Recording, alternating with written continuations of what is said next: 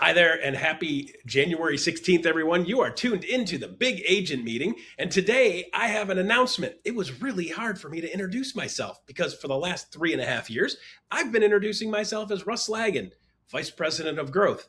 And you may notice, if you look at my title, it is now officially Vice President of Training. So with that being said, I have actually left the growth team in great hands, by the way, and been able to join the university team working with Brian Ellington. So I'm super excited and proud to be actually asked to take on this role and help be more of the face of university. And part of this role is Leo Pareja and Glenn Sanford wanted me to be on more stages and seeing more of you guys and teaching, training, coaching, and doing the things that I do best in that part of my world. So I'm excited to accept this new role, which is going to get me the ability to keep continuing to lean into the Big Agent Meeting and also to be able to lean into all of you guys local on stages in your own city. So looking forward to taking this to the next level. So I'll see you guys soon in a city by you. So with that, today we have some pretty cool stuff coming up. We have Holly Mabery. Just saw her yesterday here in Phoenix on stage. She did a great job representing EXP and talking like a broker, which was super cool. And then we have Leo Pareja and Brett Sikora. These guys are pretty cool, man. You're going to want to stay tuned for this one. Brett didn't just build one of the most productive organizations in the country by accident. He built it by leaning into and mastering the tribe mentality. This is the ability to get operational standards that allow agents to be able to actually thrive. So stay tuned. You're going to want to check that out as we come along. And then, of course, we got the Agent Advantage, easy for me to say, Agent Advantage, America's preferred home warranty. They're going to tell you guys what they do so you guys know what they're up to. So that's the show for today. So let's kick it off real quick. First section we always do, attraction advantage. Right now, guys, is a really great time to start talking about doing more business, right? Selling more homes and attracting more agents. So I'm going to keep you guys with something super simple today. Do you have a goal on how many homes you want to sell today? And if you do, what is that? Say it out loud. Write it down. Right? If you haven't said it out loud and haven't written it down, then figure out what that number is that you need to aim at. And if you want to borrow something and I'll loan it to you, what I started off with early in the business, like I have 2 smooth closings every month. So scratch down a 24 and aim for that. 2 smooth closings is very doable for most people with the right support. In addition to that, I want you to have a second number. How many real estate agents do you think you want to attract this year? If I do 24 sales and I'm doing a good job as a real estate agent, other agents like doing business with me, is there a chance where they can actually say, you know, Russ, I like what you're doing. You're fun to work with. Like, what are you guys doing over there? And then you just give their hand and grab their hand and give them a tug. So think about it like this, 24 closings on home sales this year and attract 5 agents this year as a byproduct of selling houses. So if you don't have both of those numbers and you're here at EXP, you need to make sure you get both of those numbers. And if you don't know how to do one of those components, we got a ton of people at a ton of places, a ton of support to be able to help you guys be able to get to the sales number and get to the attraction number that you want. You're not alone. We got your back. All right. So with that said, first up we have KGCI Radio with Ian Wheatley. Take it away, Ian Wheatley. What you got going on now? Thank you, Russ. And more importantly, thank you, my friend. KGCI Real Estate On Air was trusted some 183,000 times last year by real estate agents just like you, looking for actionable, practical real estate business building strategies and tactics that those agents needed to really thrive in 2025. It's a level of trust that we do not take lightly, and we are certainly grateful for it over on KGCI Real Estate On Air.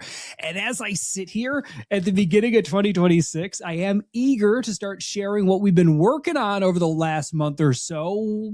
We're going to keep it under our hat for at least a little while longer, but when we're ready to share, you're going to be getting it first right here on the Big Agent Meeting. So today, over on KGCI Real Estate On Air, we got that Friday focus, and this week it's all about the intelligent agent, how agents are leveling up using AI.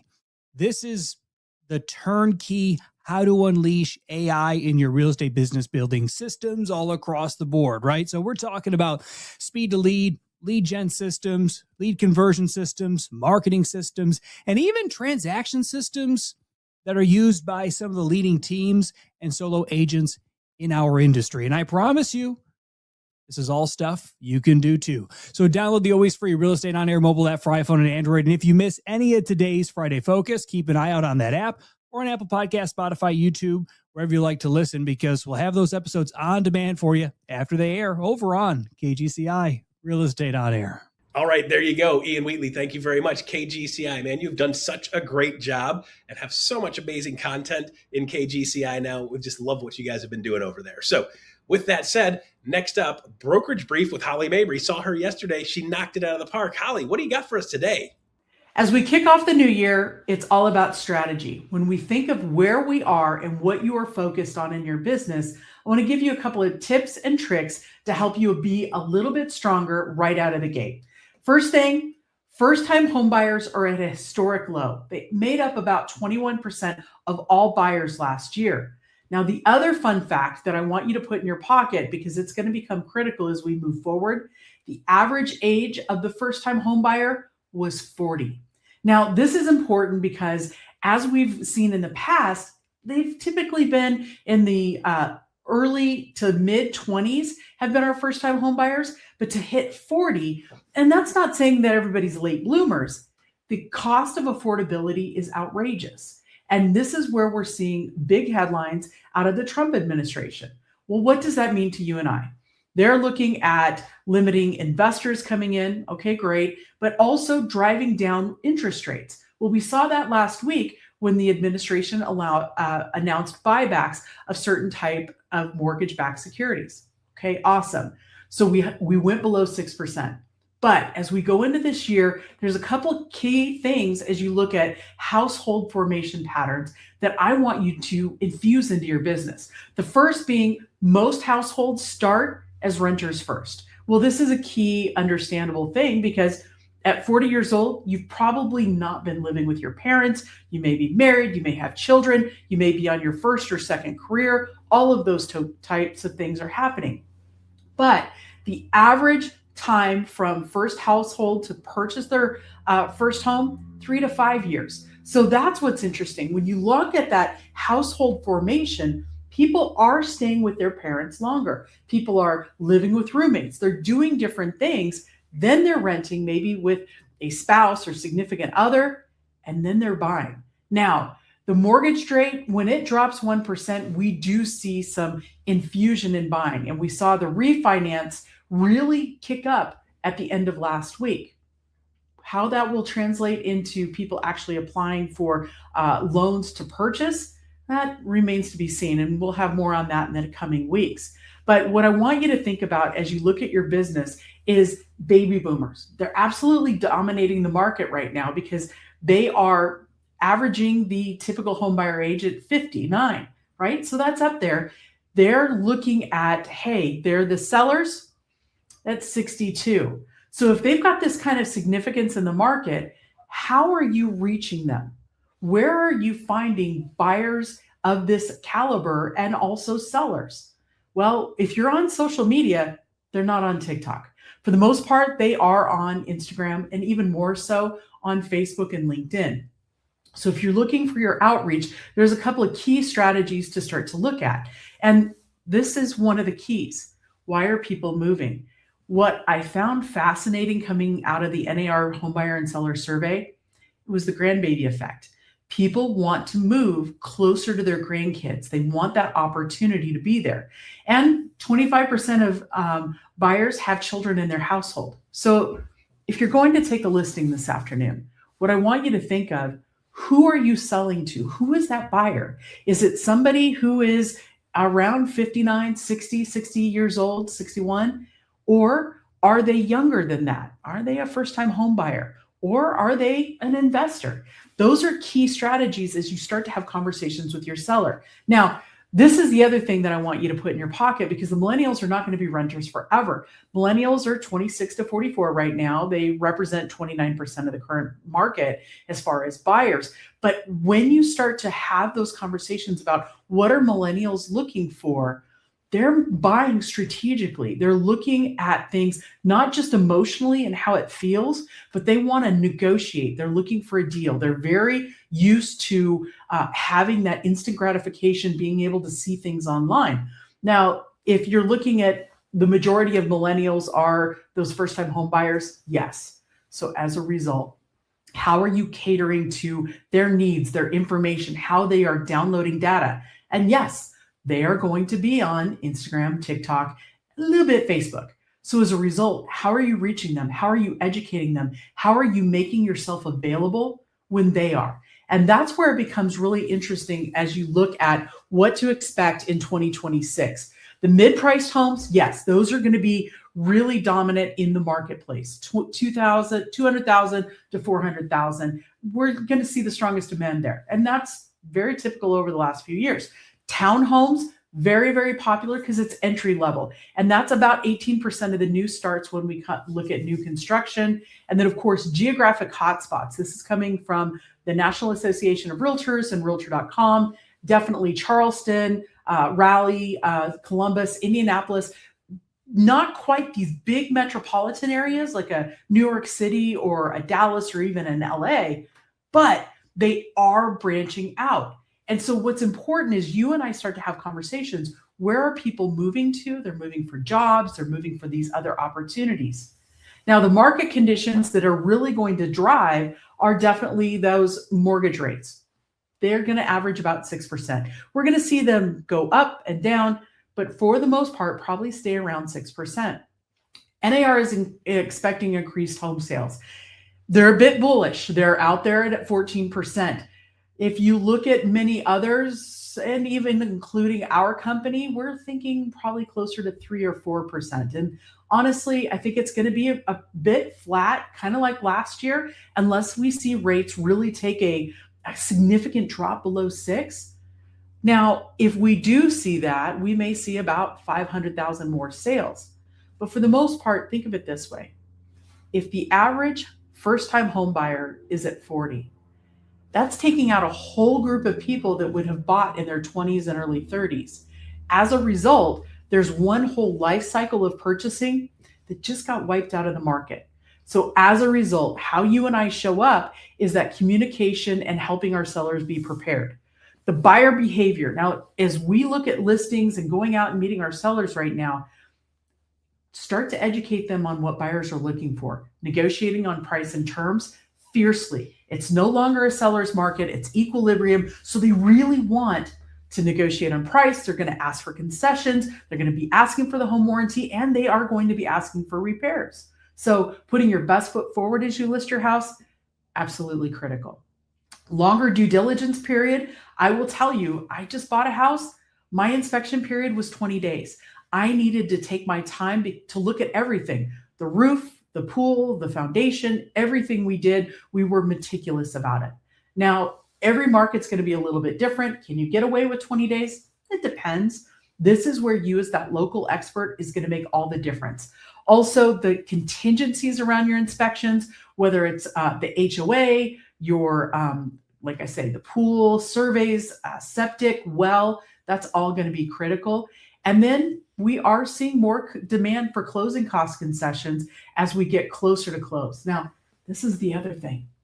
If you are getting in and you are asking for closing costs, and the seller says no, okay, fine. But then you have a whole bunch of repairs that need to be done, and the seller just wants to credit you cash. That's fine.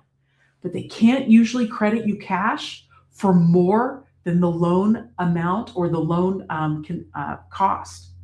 So for instance, if your loan cost is, let's say $7,000, but they want to credit you $15,000 for a roof and everything else, you're leaving money on the table by not just reducing the price. That's a pro tip, and I want you to talk to your broker about it and your mortgage lender, because if you leave money on the table as an agent, that's not where any of us want to live.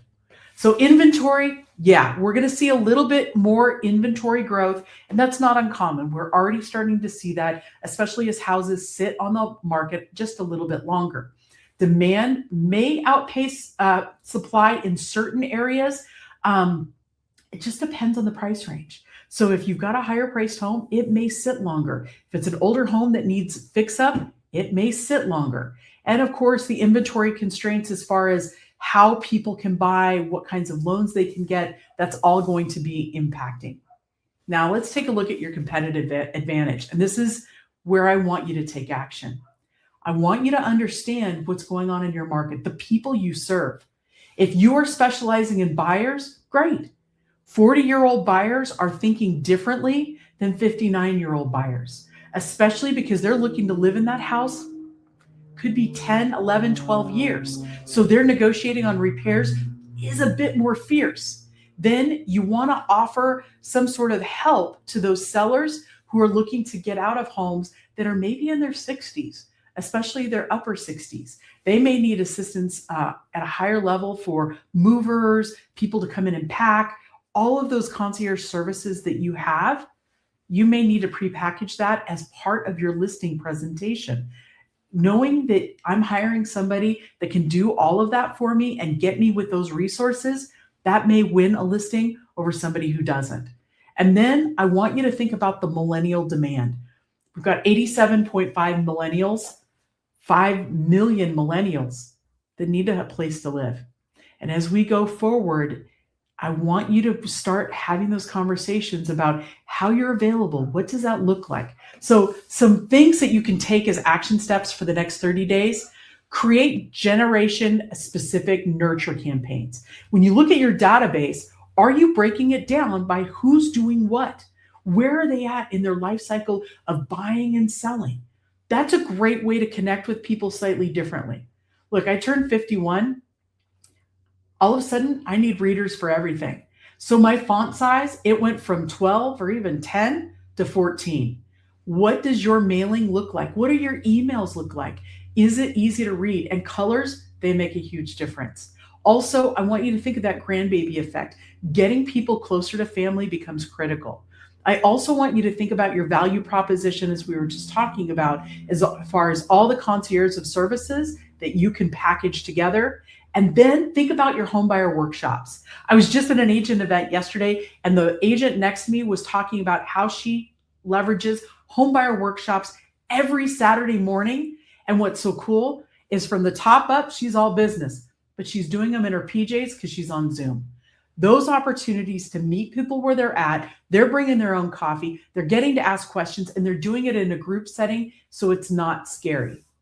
When you think about that rent-to-own pipeline, do you have property managers in your area that you could tag team with, pay referrals to for the privilege of working with renters that they have who are looking to buy? Why not? These are opportunities to build your business as you go into this next year. And then, of course, when you start to think about those boomer-focused strategies, where are they at? Where is their family? What is drawing them to be close to their family? And what are their needs? Sometimes it's going from a 3-bedroom, 2,600 square foot house to a townhome that's a bit more manageable, 2-bedroom, 2-bath, and about 1,200 square feet. Those are opportunities. As you look at 2026, I really want you to leverage the different opportunities across each generation. I want you to think about those millennial buyers. They need assistance. They want to break down the transaction, and they want to understand each piece. That's a great way to do that on social media and invite people to a larger session that you have on a Saturday. Also, cater to your boomer sellers. Package things, make it easy. They just want a one-stop shop that they can go forward, but also, are you easy to read? Are you easy to understand? As you highlight your expertise in each of these areas, people feel like they're talking to a friend, and that makes all the difference in the world. So definitely, you want to tailor your marketing. As we go into 2026, we're going to break down headlines, make them local. But I wanted to give you a higher level opportunity. Look at your business from the inside out. Who's in your database? Because that, at the end of the day, is your gold mine. All right, there you go. Holly Mabery, always bringing you the latest and the greatest. Man, there's a lot of stuff going on. Man, there's always going to be a lot of stuff going on. It was funny because I thought the other day, man, it's been a wild 5 years, 7 years, 8, 9 years. It's been a wild 20 years. I started in 2005, and then the market crashed, and then the market was on fire, and then the market was crashing, and the market's up. It's always up and down. It's always going to be. You got to figure out how to be successful regardless of what's going on in the market today. All right, so next up, previewed this earlier, Leo Pareja, Brett Sikora, talking about building your tribe. Find your vibe, build your tribe. Take it away, Leo and Brett. All right, Brett, thank you for joining me on Agent Success Stories. In 2025, you will be our #1 agent from units, which was a huge jump unit-wise from 2024. But before we get to where you're at, because as a top producing agent, I remember sitting in the front row of my former company, seeing the person collect the #1 team leader award in units and volume, and it just actually, I use the sentence, it seemed outside of the realm of possibility, right? And so when agents are sitting at 10, 20, 30, 40 transactions, or even have a team of 100, you're doing 10, 12, 13x that. Take us back to what got you into the industry, what it looked like. Talk to me about that part of your journey. Yeah, definitely. So first off, thank you for having me on here. I really appreciate it. It's always lovely to catch up with you. But I started in 2007. I had a landscaping company out of high school. I did not go to college. I wasn't the best student, as a lot of folks that got real estate licenses, are not. So from there, got my real estate license. I actually failed my exam like 4 times with the state. So I think I was officially licensed January of 2008. From there, you I worked the perfect year to start. Yeah, great. Yeah, it's great time. But then again, had I not sold my landscaping company in June of 2007, I'd probably still be a landscaper because nobody would have bought it had it not been, released at that time. But I got licensed January 2008, 21 years old at the time. So also not a great age to be selling real estate in the suburbs. And I was working for Weichert Realtors. They were who licensed me on that side of things. They were also who claimed they had the best training and everything out there. And fast forward 7 months or so, I had failed as a realtor. The money from selling the landscaping company a year prior had run dry. My credit score was down at like a 520, something that I hadn't, I went out and financed a new C class in 2008. It was a new model that came out. I did all this stupid stuff that you shouldn't do. Don't ever do that. But I would just figured the income would follow if I went and got a fancy car. So put myself in a bad hole financially and actually failed as a realtor. So I left the real estate industry in July of 2008 and went into the automotive business. I started selling cars just to make money and just to pay the bills. So again, in 2026, you are the top of the heat at arguably the most competitive company on the planet. Where did you go from buyer's agent, kind of getting focused, and when did you say, I'm going to go do this myself? And what was that thought process? Because what I really want to unpack for anyone listening is someone who's, stuck. Because what I just heard is that you had that period where you were complacent, whether it was out of safety or comfort, or but that I would synthesize that is to you were stuck for a couple of years, but then you had a breakthrough. Where did you find it? Was it external? Was it internal? Was it I think a lot of people who find themselves stuck are looking for what unblocked that moment. What was the aha for you? Yeah. So I always take people back to when you swiped your credit card to get your real estate license. What were your goals? What did you see? Nobody wanted to make $42,000 a year and be highly stressed with no free time and whatnot. Like, you could go work at Home Depot, make more money, and have a much better lifestyle. I actually encourage agents every January 30th when we issue a 1099 to divide by 2,080 and have an honest conversation with your family. Because there are folks who should go get a job, have nights and weekends off, maybe one paid vacation a year, because it's probably more fair to themselves and their family. 100%. So 2013 to 2015, I was Dave's right-hand man on the DeVoe Group. I was the guy that helped cultivate agents, train agents. I was still selling 40, 50 homes a year myself as well. So making good money. But I didn't necessarily like the training process. I didn't like the hiring process. I didn't like the firing process. I didn't like the support that the agents were getting from the administrative staff. So I again started to take, I was comfortable. I could have stayed there. I started to take that leap, broke off from a team. I started coaching one-on-one with Matthew Ferry, who's Tom's brother, around more like lifestyle and you can go do this. Going back to like, why am I really on this planet? Why am I here? So during that time, it was about how can I go make a difference so that nobody lives through the experience that I had from 2007, 2008 to 2013? How do I close that as quickly as possible? And that's literally what a line is.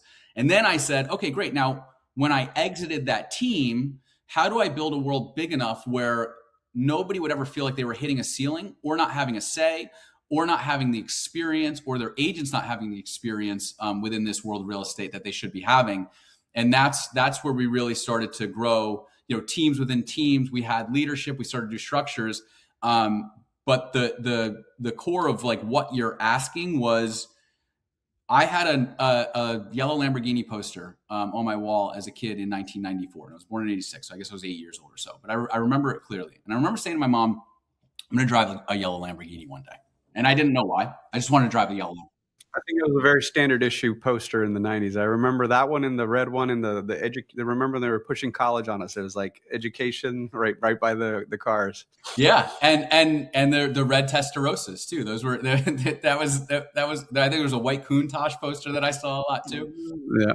So I remember looking at those and I remember thinking of like a young boy that anything could happen and the sky was the limit, and that life had just kicked the crap out of me. And it kicks the crap out of a lot of folks. And working with Matthew, we realized that I lost sight on what is really possible. And when you and I were chatting before we got on this, I don't even rank myself within a system because I'm running at what I'm running at. And when I get there, I get there. But it's more so like daily moving. And that's what has that compounding effect on it that just creates this snowball that starts in 2008 and in 2026 is selling, 1,400 transactions, which again, to go back to like ranking it, knowing what I know now and knowing how much time I put into certain things, I could probably rebuild it and go start the whole thing and be at 2,000 transactions in 24 months if I really wanted. And there's people that do that, which is super cool about this business. What was the unlock from, okay, I can feed myself, I'm killing it, to the leadership journey? Because and I don't know if you've heard me rant. I actually try to talk a lot of people out of starting teams. I think in real estate, we've glorified teams a lot over the last couple of decades. And I accuse most teams of being social clubs or gang affiliations. And again, like I'm a student of psychology and how we're wired. And I think most people, start a team and recruit a bunch of people that are just like them, right? So you're a high I, you go surround yourself with a bunch of high highs and no one has attention to detail. What were the lessons learned in the leadership journey? Because I do tell people that when you start a team, it is fundamentally different, right? It is a leadership journey that you have to invest time, money, and learn how to lead people. Because I don't think that comes natural. We're not taught it in school. We're not taught it in college. It's a experiential journey. And where did you start on that journey? Yeah, I would say reading a lot of books and working with Matthew Ferry quite a bit, and plugging into leadership that was around me and going to events and everything. I was good at consuming information and putting it into practice. This current stage of life where I'm at is I'm now getting a lot better at teaching it to then allow other leaders to then lead other leaders and lead other ones, and creating that appropriate org chart. But I would say what always worked well for me on a leadership standpoint was that, to your team's point, there's two types of teams. There's the team that is an infrastructure to support the main face of it, and everybody's kind of an overflow to that. And then there's a team where the main face of it is not as important. They're more so out of a production, similar to our team. And we're here to pour our hearts and souls into agents and team leaders, truly having their best life. So I think that if somebody wants to start a team, they need to make a decision in regard to which one they're looking to do. And the first one I mentioned is highly profitable. Like if I were to go back in time, which is what I would imagine your business was set up in a similar way, where, and I don't know, so correct me if I'm wrong, but I'm guessing that you had like highly skilled licensed admins to support the process, the transactions, the things that were running through Leo. And that model, when I pencil it out, makes a heck of a lot more money than the model I'm in. And that's what I tell people, like, if you need badass licensed administrative support around you to shelter you. if you want to be like really big and profitable.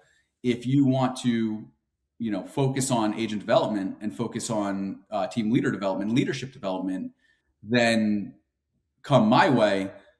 But it takes a long time and it takes scale for it to make sense financially. Yeah, no, you guessed right. I would do 400 to 600 units with like less than 10 people.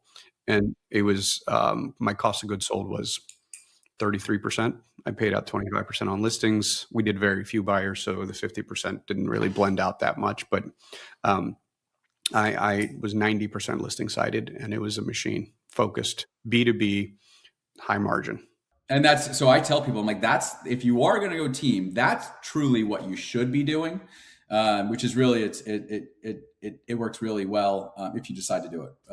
But yeah, to go back to like the leadership journey, I mean, I learned a lot about culture. Like I didn't learn I was good at culture until I was doing it for quite some time. And I would say like my superpower is, to your point, like we can have so many different personality types and things come into the equation that don't throw off the balance of like the core values within the organization, and making sure that everybody, despite being totally different, with 200 agents or 170 agents across the org, that they all still can get in a room and they're all family, and they all get along well, and they all want to win together, and they all have each other's backs. And that really, from a leadership standpoint, that was when I started to realize that was like my superpower.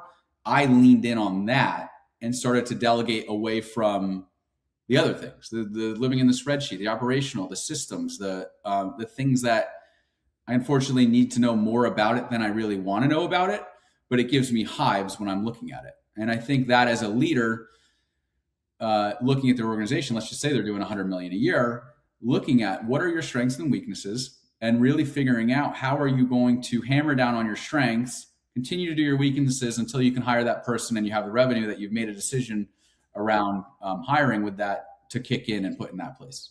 All right, so there you go. If you want to see the rest of the story where Brett talks about the whole story about getting into the business in 2008 and getting through all the struggles of 2008, the early days, right when I was in the business also, starting out into the business, and the rest of that path, make sure you tune into the EXP YouTube channel. Just type in EXP in YouTube and type in Brett Sikora, and that'll drag you over to the rest of that interview between Leo and Brett. Check out the rest of that. It's a great story. All right, next up, we have Agent Advantage with America's Preferred Home Warranty. Check out what America's Preferred Home Warranty is all about. Here you go. Check it out. Welcome. I want to say hello and Happy New Year. Can you believe we are already in 2026?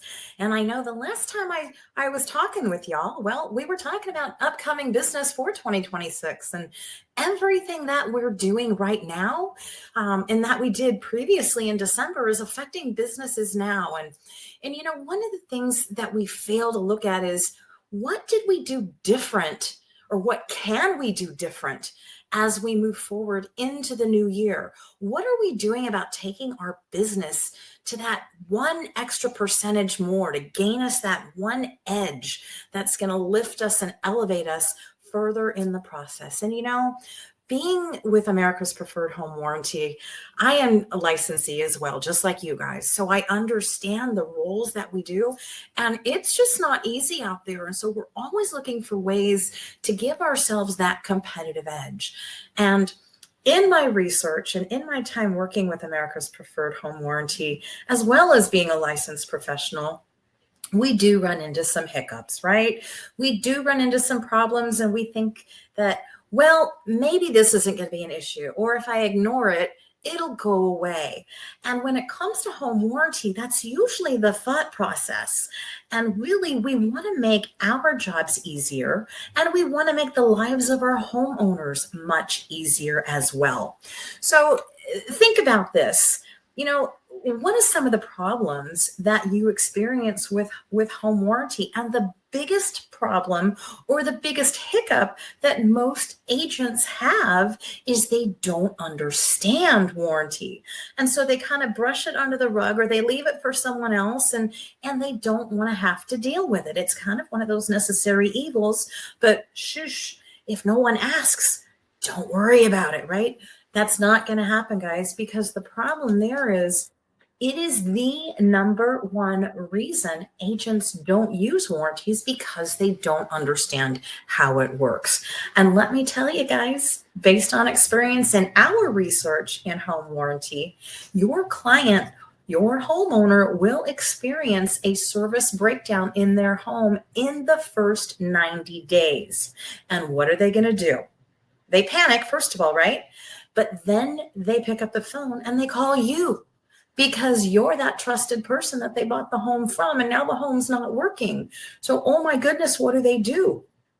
In that first 90 days of home ownership, when those breakdowns happen, well, it comes out to an average of about $4,000 of out-of-pocket expenses that your homeowners are going to incur if they don't have protection with a home warranty.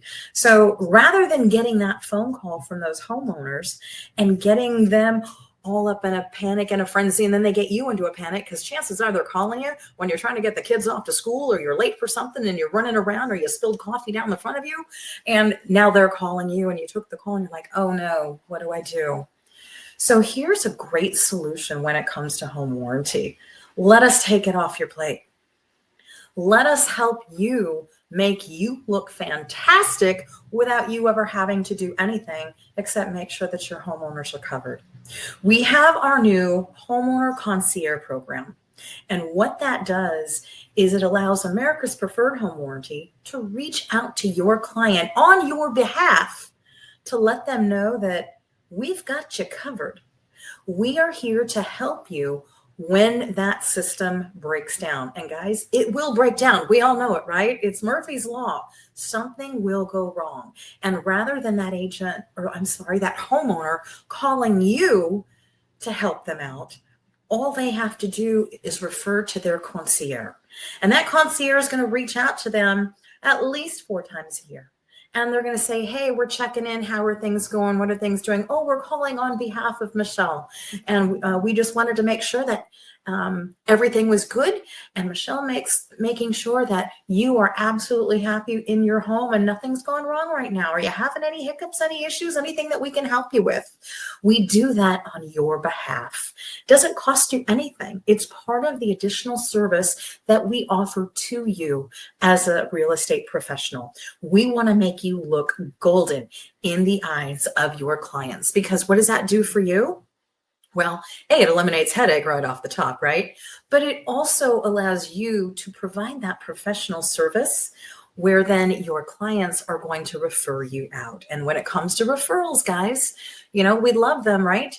And referrals lead to sales, which lead to more money, which lead to a lot of fun things later on down the line for us. But it keeps that business flowing. Those white glove experiences, as I like to call, separate you from other agents that are out there, from other things that are going to separate you from business, reasons why people are going to choose you to be their professional real estate agent. So look at those ways and how we can help you with our concierge program. Now, on our video here, we're going to have our dedicated website that goes through everything that is America's Preferred Home Warranty. And it's dedicated all to EXP.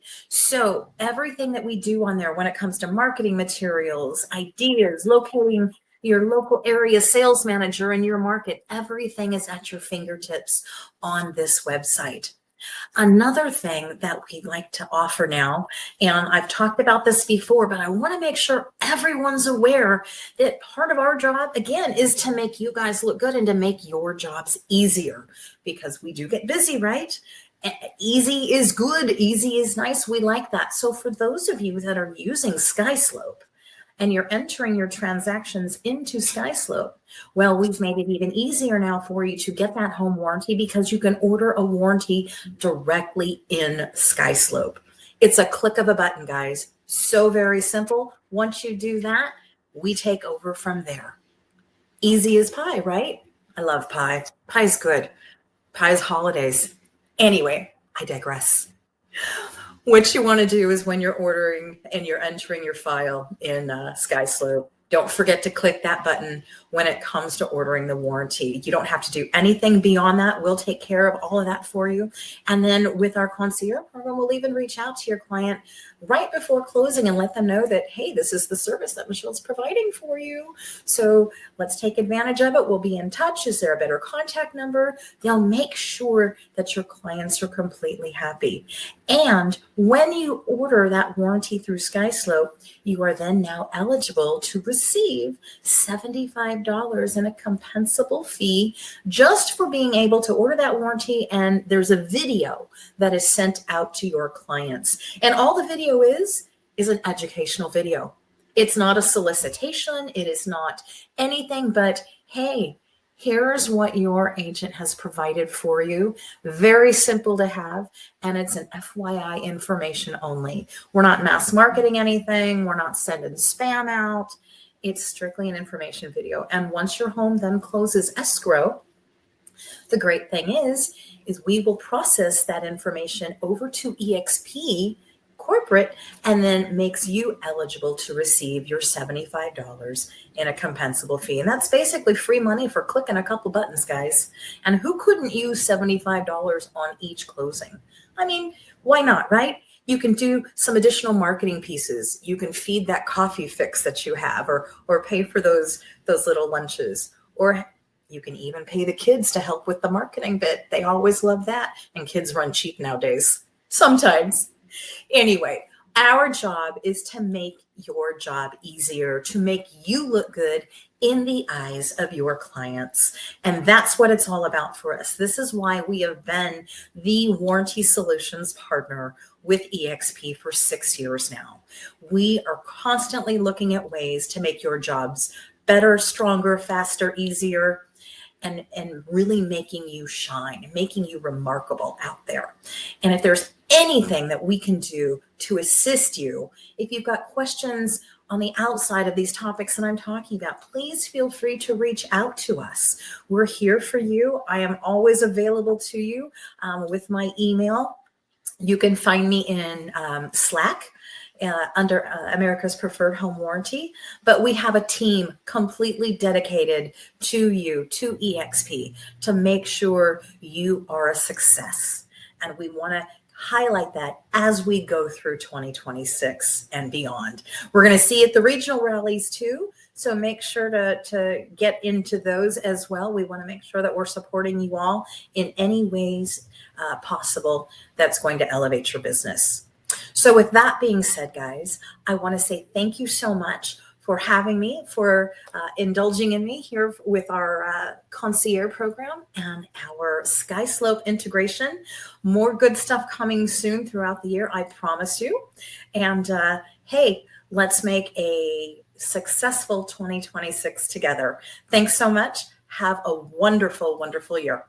All right, there you go. By the way, I just said to somebody today who's with a different warranty company, I've had a home warranty on my home for 7 years. 7. It's a 1953 house. Older guy built it in 1953. We bought it off the original builder owner of the house, and he was a do-it-yourselfer. A lot of the things he touched on the house, they touched them in weird ways. So we've had a lot of deferred maintenance because he was 94 when he sold us the house. A lot of deferred maintenance on the house. So this home warranty has actually saved our bacon a bunch of times, and it's been worth every penny every year having an older house like that. So check out America's Home Warranty. They do a good job. Preferred Home Warranty. They do a good job. All right. University Spotlight with Alyssa Specht. All right, Alyssa, take it away. What's up, Big Agent Meeting? Alyssa Specht here, back again with your EXP University Spotlight. And my friends, next week we are dialing in personal branding, leadership at scale, and real systems that drive results. From marketing that finally feels easy to listings and pipelines that actually convert. This next week is absolutely stacked. Let me give you the breakdown of what's coming up next week, starting with Monday. Monday on Level Up, join Kennedy Jones and Lynn Miller for the Canva Personal Brands Kit webinar. You're going to learn how to combine your unique brand with EXP's tools to customize templates instantly, automate visual consistency, and stand out without ever starting from a blank page. Again, that's Monday on Level Up. Now let's take a look over to Thursday with the Executive Masterclass. You're going to be joined by Mindy Grubb, who's a 20-year industry veteran and leader behind EXP's global events and Extend a Hand Foundation. She's going to share how executive level operations power massive international conferences and initiatives. Check it out. That's on Thursday for the Executive Masterclass. Then let's take a look over to Friday. We're back with another big agent meeting. You already know the deal. We're going to be joined by top producing realtor and team leader, Gusty Gulas. He's joining our CLO, Brian Ellington, for an exclusive interview. And he's going to break down how he runs a high volume Zillow Flex team, how he dominates the Birmingham market, and he's going to give you all the secrets there. But we're not done with Friday yet. Now we're back in the lab with the Lab Podcast. This time we're joined by John Tsai.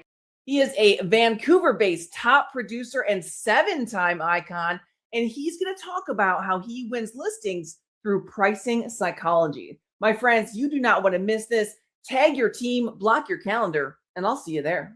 All right, there you go. Alyssa always making sure she's telling you guys what's going on at University. By the way, coming up soon, we're going to be doing a little revamp of Big Agent Meeting. We're going to be adding a segment for EXP1 to talk about all the different organizations and different groups within EXP. So you have the ability to collaborate with people that are of like mind and like everything. And then we also have, we're going to have a segment coming in from the marketing department, tell you guys what's new in market. There's always something new in marketing. So we're going to start having them on every single week. So if you guys want to see Big Agent Meeting taking its turn to the next level, and over the next couple of weeks, we're going to be upgrading and doing it a little bit faster pace. We'll have a lot more content with a lot more segments. So you guys all know what's exactly going on at EXP. So this is a voice of what's going on at EXP. You guys are going to get a chance to see all of it. So there we go. That's the show for today. Check out the QR code today. If you want to let us know what you'd like to see on Big Agent Meeting, don't hesitate to add that. Give us a rating on a scale of 1 to 10. Let us know how we did. And then also let us know if there's something you'd like to see on Big Agent Meeting on a more regular basis. We'll be happy to make sure we consider that as we're making some shifts away with the way we lay this out. All right. So there you go. That's all for January 16th. Stay tuned for iConversations coming up next. See y'all next week.